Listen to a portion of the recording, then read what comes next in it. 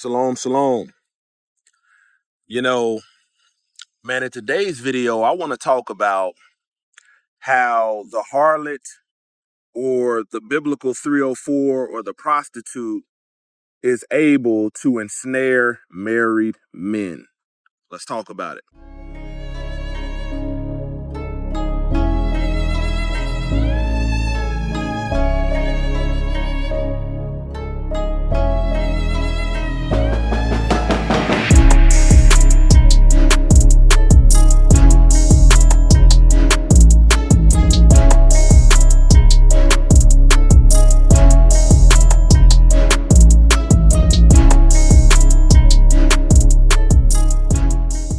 All praise to the Most High Yah Shalom. Thank you for tuning in to another Righteous Spirit-filled episode.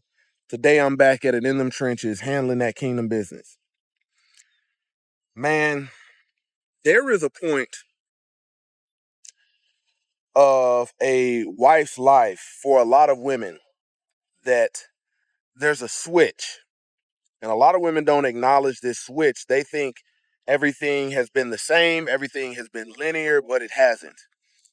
You know, if a man wants to righteously have access to conjugal rights, he's going to pursue marriage. Now, conjugal rights are one of the many duties and tasks or responsibilities within marriage.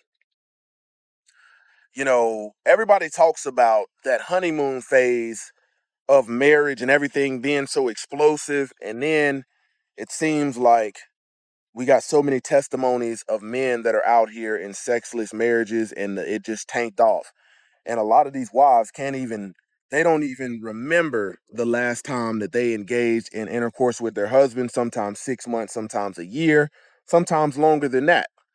And this is where the harlot is able, or the 304 or the prostitute is able to entrap married men.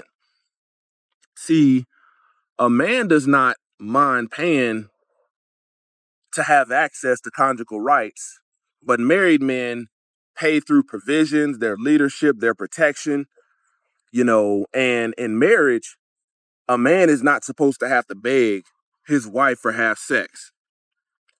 In marriage, a man is not supposed to beg his wife to have sex.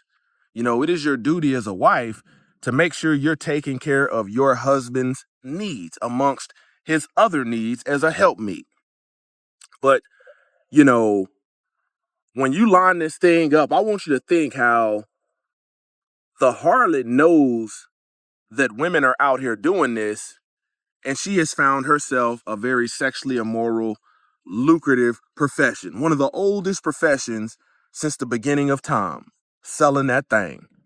Now, a man at home that's married is already providing, protecting, doing what he has to do for his family, and his wife will constantly give him the cold shoulder, tell him no. And if that man is not spiritually strong and he's spiritually weak, he's thinking in his mind, okay, I'm already paying and providing and protecting, and she wants me to beg too? And this is where I want you to understand. A man would rather pay a harlot than to beg his own wife, who he's already providing for, paying, protecting, leading, than to have to deal with all that at home.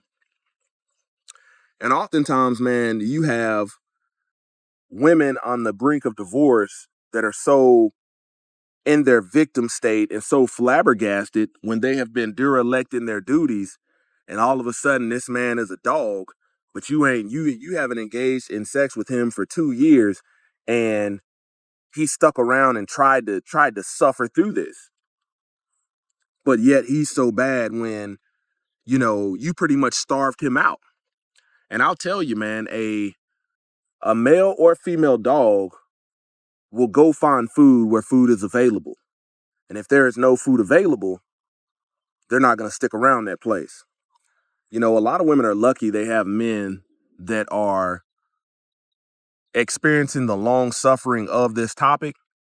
But these men are hoping and trying everything they can do to fix these problems with these women that don't want to engage in conjugal rights. It seems like prior to marriage, you'll give it out freely and all of this, and You don't expect a man to pay no bills, to provide for you, to lead. You just want to have a good time and you're giving it out. But in marriage, you know, the harlot knows, okay, man, this man's got a steady income, and there's videos on the internet of, these 304s, these harlots, these prostitutes, they're telling it all. You got these married men that get back there and pillow talk, you know, with these harlots. I'll never understand that, but married men sit them talking about, yeah, man, my wife, she just don't, she just denies me. No matter what and you have men of all different caliber, men's of all different renown. My wife denies me. Man, I went to school one time with a guy, who talked a good game. You would have thought he was a stand-up dude. This is back before I was walking in truth and really wasn't discerning people. But I show up to class one day, it's a military school, and I'm like, man, what happened to this? What happened to this dude?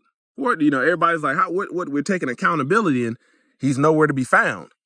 And the instructor's like, man, old dude got caught in a prostitution sting, trying to buy that thing. I was like, dang, was a married man, had family and whatnot.